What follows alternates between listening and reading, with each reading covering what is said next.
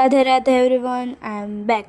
તો રાત્રે મોડે સુધી વાંચતા હતા અમે, અને મારી બેન કે મને ભૂખ લાગી છે, પણ મારા મમ્મી પપ્પા જે રૂમમાં હુએ છે ને એની બાજુમાં જ એક્ઝેક્ટ કિચન છે, એટલે કાંઈ બનાવીને ખવાય બી નહીં, કેમ કે અવાજ બી આવી જાય અને લાઇટ, એટલે શું કરવાનું. પછી સવારમાં પાછું વહેલું ઉઠીને વાંચવાનું. વહેલું એટલે 8 વાગે, એથી વધારે વહેલું નહીં ઉઠવાનું. હા, પછી ઘરે આવી એક્ઝામ દઈને તો કામ પડ્યું હતું, તો થોડુંક કામ હતું તો મમ્મી કે કરાવી દે ને, થોડુંક જ છે તો કામ કરાવ્યું અને પછી વાંચવા બેસવાની તૈયારી કરતી હતી. બટ ફોનમાંથી ઊંચા આવે તો વાંચીએ ને.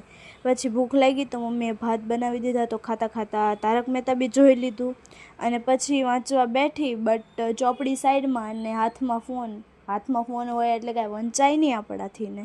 મારી બેન બી ફોન જ જોતી હતી.